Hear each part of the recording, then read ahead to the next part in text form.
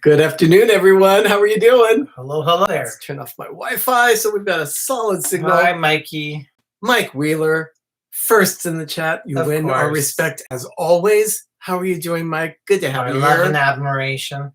Yes. Everyone, welcome to the Daily Dose of Disney. I'm Arnie. I'm Doug. And it's been a busy day for us. Hello, Cynthia. How are you doing? I just finished being on live. He's done more than I have. I have been more doing little tidy-whities, just little things, organization. Though. Judy, Samantha, Ryan, Captain Akron, great to see you here. I've been busy. I was on with Rob Fuzz earlier. We were talking about retro Disney. He handled Walt Disney World. Dean of the Live Place handled the World's Fair in New York. Disney Dan handled Disneyland Paris, and I handled Disneyland. I had so much I could have talked about with Disneyland, but I didn't want it to be just a Disneyland-centric show. So, I was one of 4 people, so I thought, I can't monopolize the time. So if I want to talk about Disneyland, I can always do it here. Disney Dan, welcome to the stream. How are you doing? Good to have you. Yeah, it is. It's amazing how your day could just evaporate. You're busy, but you're not. You don't think you're doing much, and all of a sudden it's like, oh my gosh, it's 3 o'clock in the afternoon. Tony, Phantasmic Chronicles, welcome. Thank you for being here. Cynthia, you're doing a Cinderella puzzle. How fun. Mike, nice. What are you eating? Mar in Memphis, welcome. Thank you. Welcome here. Thank you so much, everyone. There's not much to talk about. I was on Rob's stream just a little while ago and mentioned the fact that there wasn't much that happened on this day, April 24th. It's just, it's almost a vast wasteland of nothingness. But there is days that nothing happens. It doesn't have to be so packed to the gills. Todd Hall getting ready to plant peppers. Capital CYNTHIA. Thank you, Cynthia. Cynthia, thank you so much for Pavlov's Doug. Thank you for that super chat of $1.99. Todd Hall, actually, he's been starting his own little channel. It's Fox Hollow. Hollow spelled H-A-L-L-O-W. And big city. Okay. He has been doing baking videos. He's a good friend of mine, so I just want to give him a shout out on that. This week he's going to be doing some muffins. It's like a blueberry cream cheese muffin thing. So check it out. Brian and Amanda, there's another wonderful streamer. Oh, cool. They have been doing live streams 3 days a week at least. They start at 6 o'clock in the morning, my time. So I'm not there for the whole time, but I was there this morning and I enjoyed their stream as they were doing videos of past trips to Disney World. I saw them on Tower of Terror. And apparently Amanda is terrified of the Skyliner. So really, yeah, they're almost at 500 subscribers. Once they hit 500 subscribers and the resort is back up and running, she has promised to face her fears and ride the Skyliner. Yeah, it's a weird Doug by the way, Doug calls it the Skyway. It's a Skyway, and MGM Studios, I'm never going to call it Hollywood Studios. Freedom Kreutzer, hello there. It is Happy Arbor Day. Today's a very earthy week. Yes, it is. See, Brian says, yeah, she is. She's terrified of it. Okay. So yeah, she'll be fine once she gets through the hyperventilation. I think she'll be just fine. But yeah, like I said, there's not much that happened on this day in Disney history. But we mentioned the studios. It's interesting that we mentioned the studios because MGM Studios and Animal Kingdom. I'm going to mention those two today. Rob Fuzz. Hi, Mr. Fuzz. Do you have your horn? Yeah. Rob Fuzz always gets a New Jersey horn from us on this one. So,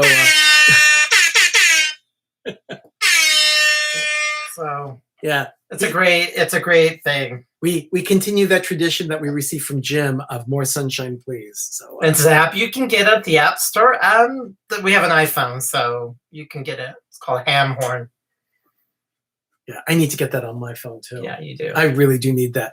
But everyone, we're going to talk a little bit about the studios. We're going to talk a little bit about Animal Kingdom, just briefly mentioned because of what happened on this day. Yeah. To tell you how little happened on this day, the earliest thing that I could find that was really relevant for our stream, other than births and deaths, 1989. On this day, something happened on the Disney Channel.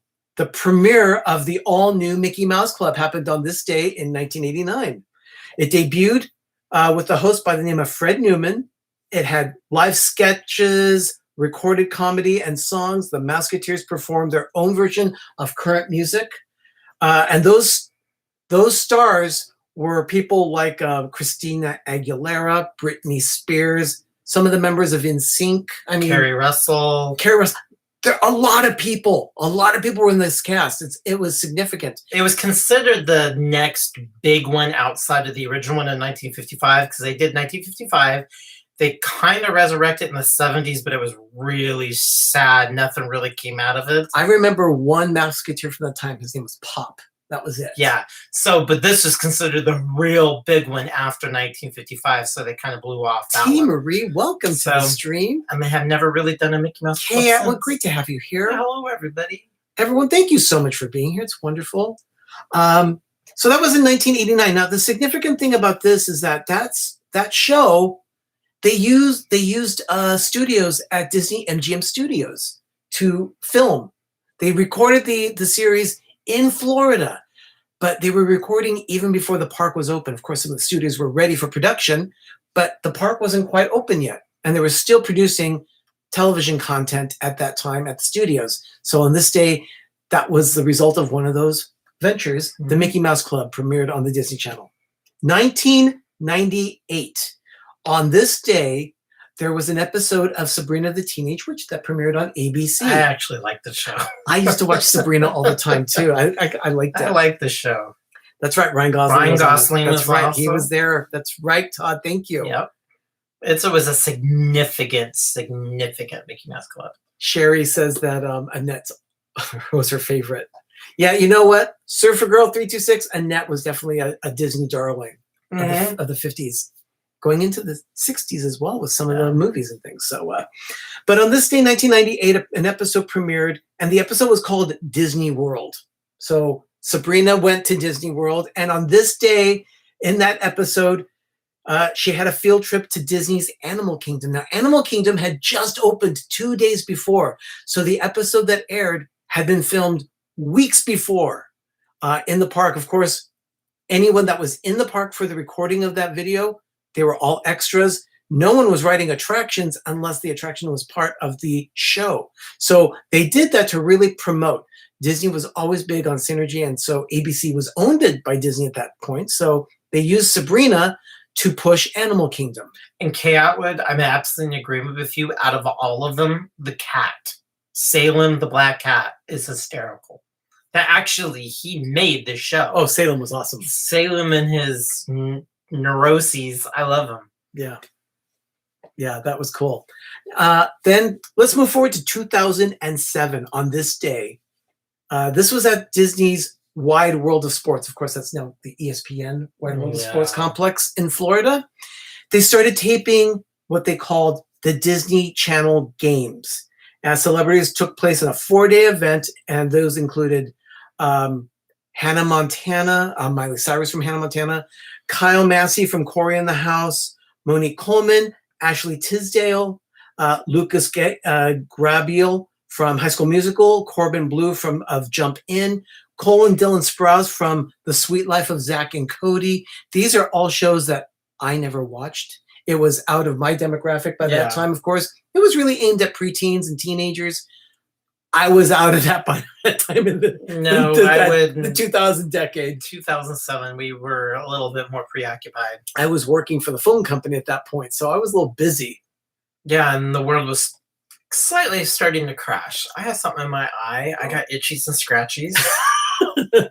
Hi, Jeffrey. Welcome to the stream. Good to have you. Fisher Fun Ventures, welcome in. I don't know that we did. Rachel, hello. Rachel, Disney, D&G Explorers, PTV, Rob, Myers and the Mouse. She just has it's not pink eye. It just feels like it. Yeah, I know. Crusty and pussy, and I don't know what my problem is. Oh my goodness. Richard, the Orlando guy, says, I need a medium rare slab of ribeye and a cigar to relax. Oh, you're that. Wow. That's pretty deep. Wow. You must have had Very specific. You might have had quite the day, Richard. Yeah, that's a very specific type of request. And Paul of that UK Disney couple, welcome in. Good to have you here. Paul's another Disney YouTube channel that we enjoy. He and his wife Cheryl do a spot-on great job. They host a weekly show Saturday mornings. Actually, Saturday afternoons. It starts at noon our time. So I believe it starts at 8 p.m., 7 or 8 p.m. in England. So they do an evening show. It lasts about an hour, hour and a half.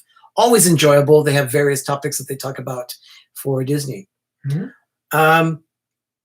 2009 on this day, Marty Sklar. Okay, anyone in the stream right now, have you ever heard of Marty Sklar? And do you know who he is? If so, give me a number 1 or a thumbs up. Yeah, because Marty, there he is, 8 p.m. Tomorrow's the things outside the parks. Oh, that's cool. Yeah. So yeah, thumbs up if you've heard of Marty Sklar or a number 1. Okay, Richard. I met the guy. Great guy, really nice, just so open with his time. He was very, very easy to talk to. Oh, look, there's Ben. Ben's heard of him, and Rachel's heard of him. I don't know who he is. I don't know who he is. Marty Sklar is. He was a bigwig with Imagineering, and on this day in 2009, he announced that he was retiring. Oh, see, there we go. Mike Wheeler's heard of him. So has Jim. Season's greetings, more sunshine. Joyous please. Noel. Joyous Noel. Yeah, great to have you here. So Marty Sklar was saying goodbye to Walt Disney Imagineering. He chose a specific date, and Ben will know what this date means. July 17th. Marty Sklar retired from Imagineering on July 17th, 2009. And I remember that. Yeah. Because were we there were we at Disneyland in 2009 at that time? I believe we were. I want to say we might have been there. We were there. We're not part of the celebration. We weren't part of the celebration, but we were there that day. They were celebrating it. He had been a cast member for 53 years. He started at Disneyland's Public Relations Department, joined WED Enterprises in 1961. WED, of course, it became Walt Disney Imagineering. But his retirement date, they gave him a window. They dedicated him on that day. They dedicated a window to him on that day at Disneyland on July 17th, 2009. Yeah, I think we went there and everybody was standing around taking pictures of this place. Yep, that's right, Mike. July 17th was the day Disneyland opened up, and there was the day before your birth. And yep, you're right. Then there's the day. Officially, Disneyland opened to the public on July 18th, and then, of course, my birthday, July 19th. Yeah. Also, in 2009, on this day, Disney's California Adventure, they opened this for the 4th time. The Food and Wine Festival opened for the 4th time as the Food and Wine Festival. Now, Todd likes July 16th better. Let me guess, it's his birthday. Yeah, it is. It's Todd's birthday. Hi, Danny. Oh, wow. 2 Real Geeks, welcome into the stream. Good to have you here. The Food and Wine Festival opened its 4th consecutive year as the Food and Wine Festival.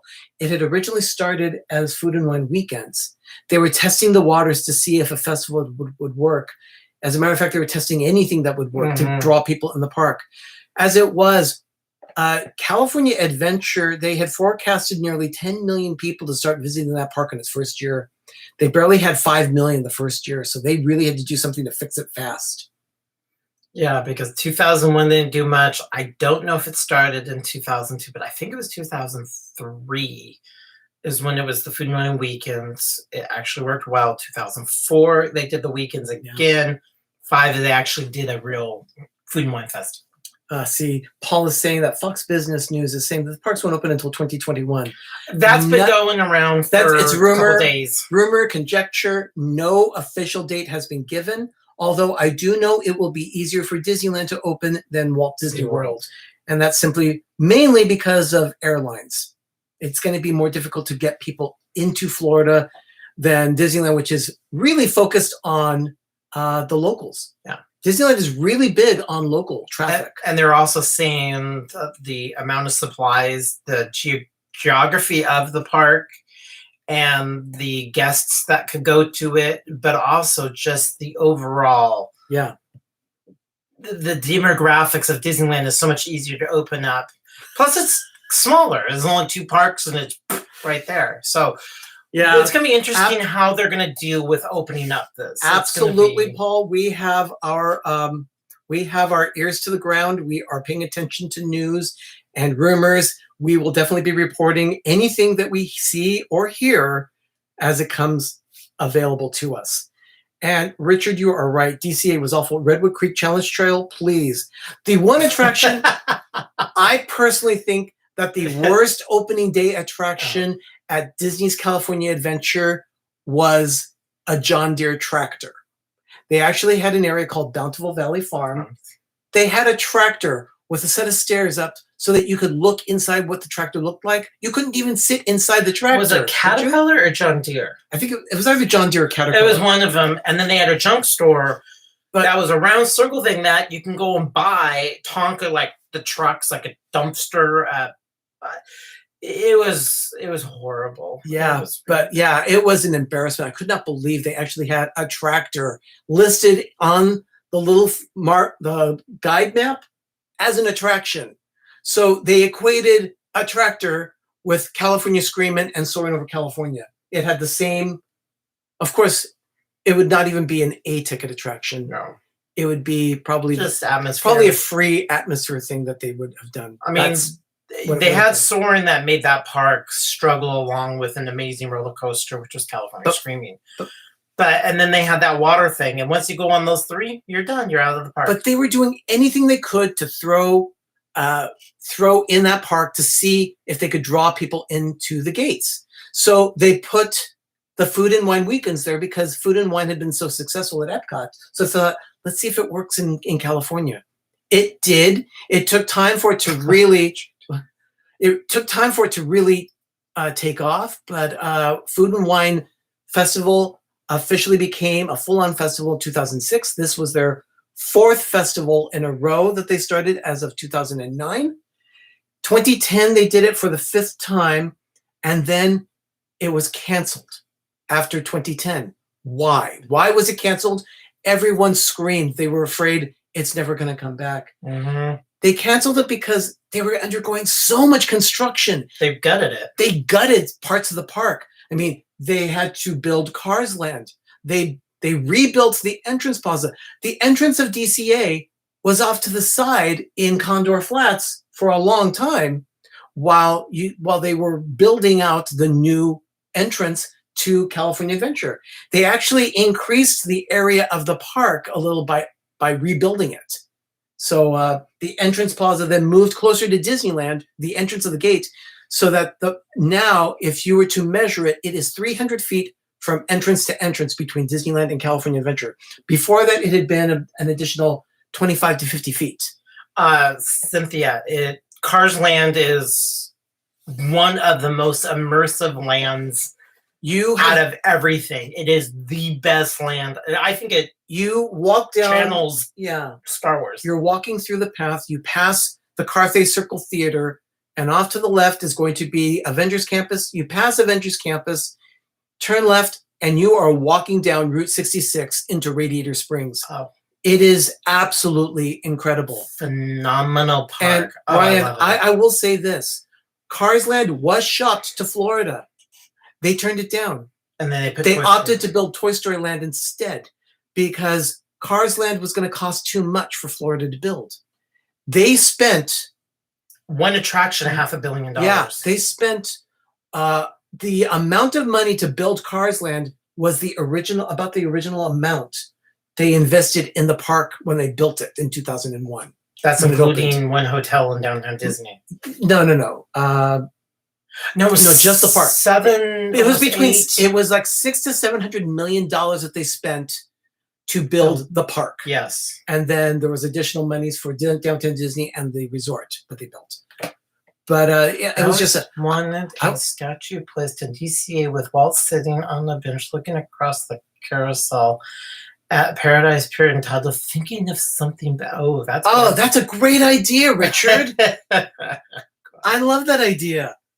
So Cars Land is 1,000 times better than Toy Story Land that I've seen in pictures, but I know people go in there who are our car. I mean, I'm sure Toy Story Land looks charming. Now, but it's not it ain't no Cars Land. The swirling saucers that you have in Toy Story Land was a reskin of Tow Mater's Junkyard Jamboree. Yeah. It's a lot of fun. I love that attraction. But for ours, it's not covered.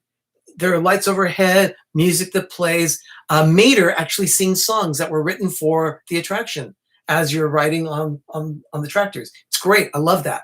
And then you get the Rollicking Roadsters, Luigi's Rollicking Roadsters. This a trackless attraction at California Adventure. Absolutely love it. So much fun. The cars dance in sequence with each other. So much fun. And then Radio Springs Racers, which is hands down. Yeah, that's a reskin of Test Track. Test Track, but I think 1,000 times better. Yeah, you get to race cars. It's amazing.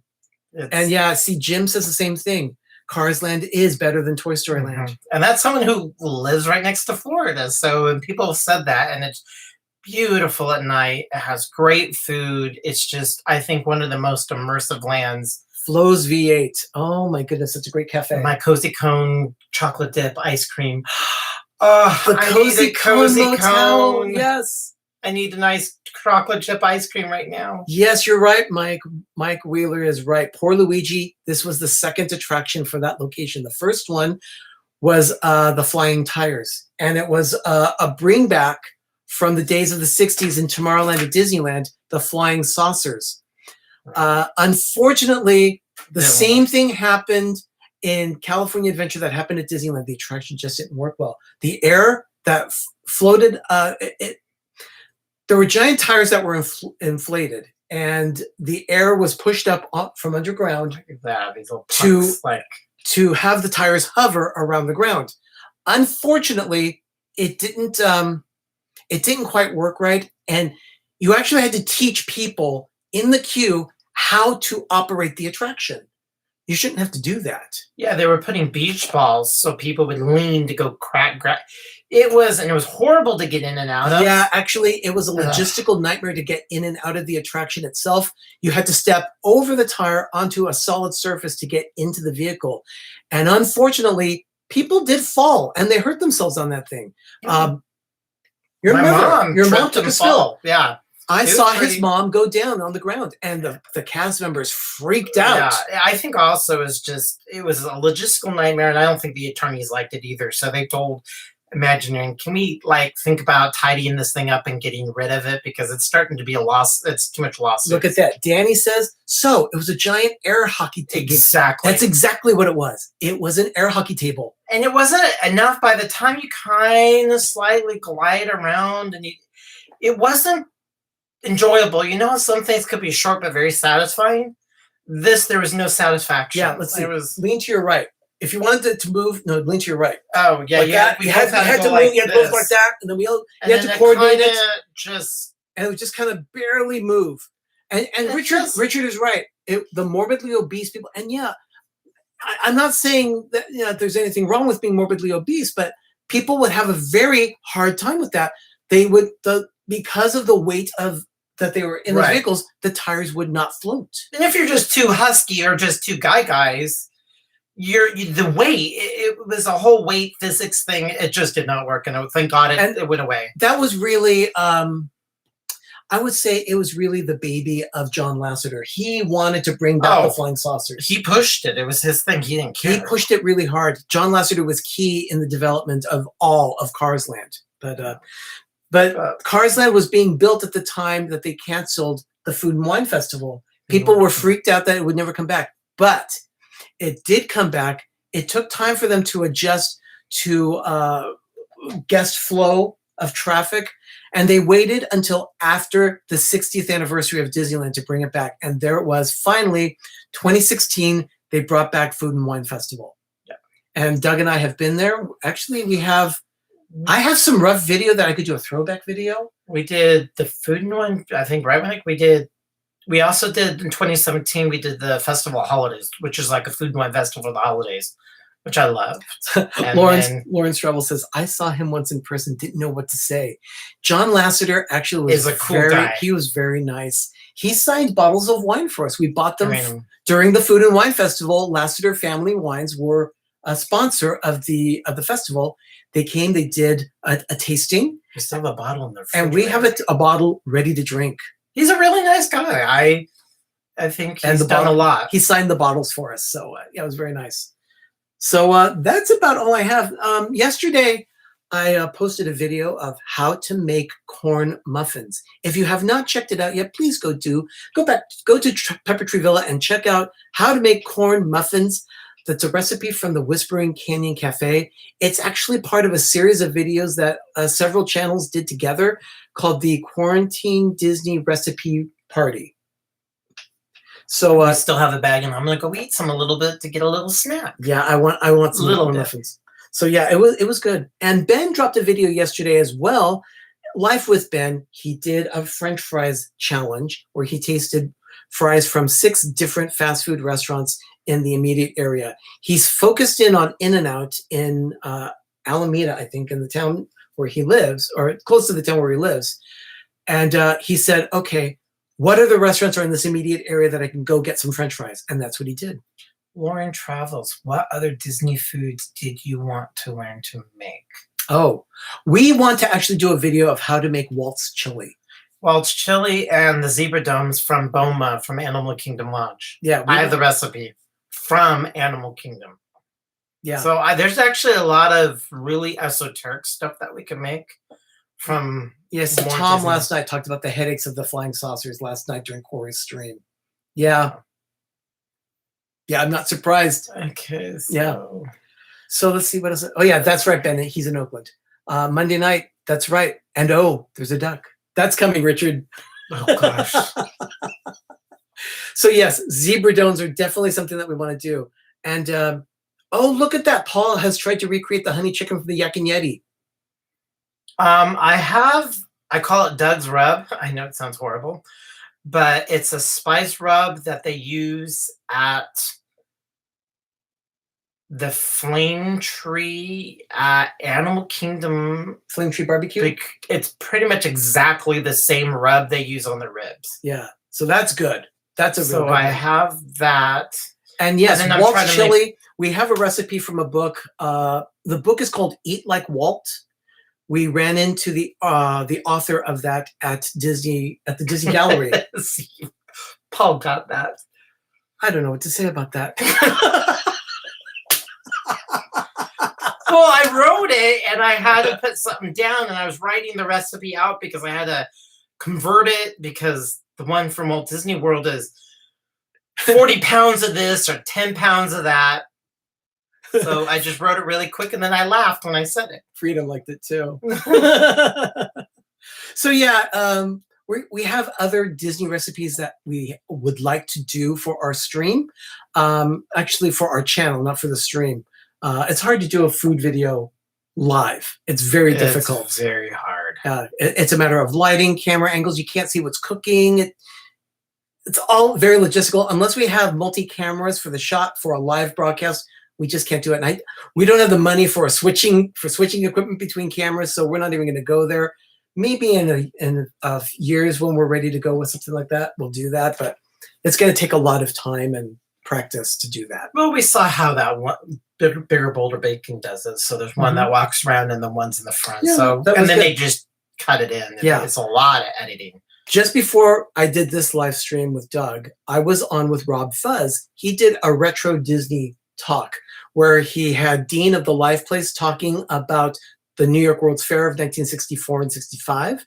He had me discussing Disneyland. He talked about Walt Disney World, and Disney Dan talked about Disneyland Paris. So we all did our research, and we talked about those parks opening. So it was wonderful. It says, I'm here dropping in the chicken. Must give a mention to Doug from PTV, who is bragging about how good his rub is. Oh. Thank you so much, Paul. It's like food is so universal. Moderators, thank you so much for your help today. We really appreciate that. Yes, Mike. Walt's chili was just released on D23's website. We have the recipe in the book, Eat Like Walt. So we want to make sure that we get that one done because it's one of his favorite foods. I have what's called recipes from the parks based on Earth Day, and they gave The quinoa salad from Kasarfi's Coffee Shop and Bakery in Animal Kingdom. So it's a quinoa salad. It looks really amazing. And then there's so we're definitely going to be trying other recipes and posting those videos here on our channel. And then what else? We had our support channels here. I've seen several of them here today. I have seen Two Real Geeks. I have seen, excuse me, that belch was just sponsored by D&G Explorers. Oh, I actually have the barbecue. They gave the barbecue sauce from the Flame Tree Barbecue at Animal Kingdom. So I got the Flame Tree Barbecue sauce. It's right here from Disney. So we'll be doing that one too. We'll definitely make that and probably enjoy some ribs or something like that, or some shish kebab. Yeah, some skewers. Some skewers. So we've had Two Real Geeks. More Sunshine Please has been here. Rob Fuzz has been here as well.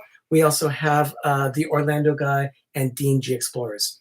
All 5 channels are a wonderful support network for us. And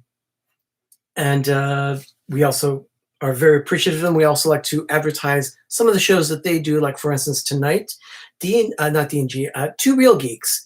They go live tonight at 9:30 Eastern, where they talk about entertainment news. That's going to be Jess that handles that one. So that's a lot.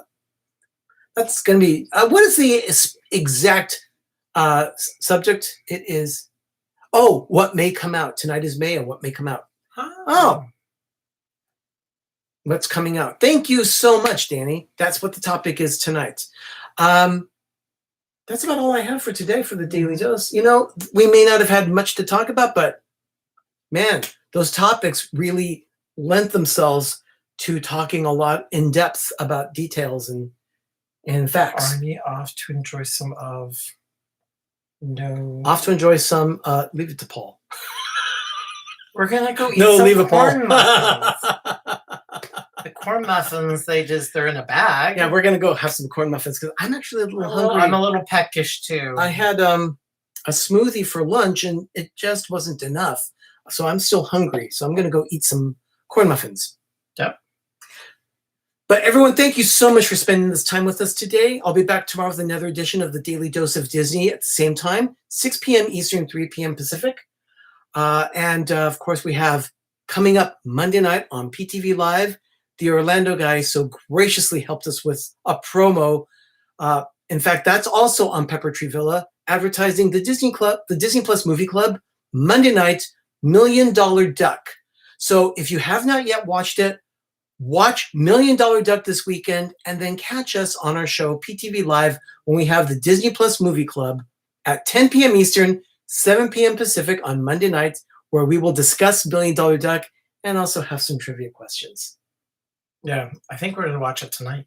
Yeah, we will be watching that tonight. Yeah, because tomorrow is a little busy day. Yeah. So we're going to be watching the movie tonight. So everyone in our stream, thank you so much for spending this time here at Pepper Tree Villa. We love spending time with our village. All of you are our villagers. Thank you so much, everyone. I'm Arnie. I'm Doug. You've been watching the Daily Dose of Disney on Pepper Tree Villa. So everyone, in the meantime, everyone, have a magical evening and have a great, big, beautiful Thank you, tomorrow. Cynthia. Thank you so much for that super chat, Cynthia. We'll talk with you all later. Bye, everyone. Bye.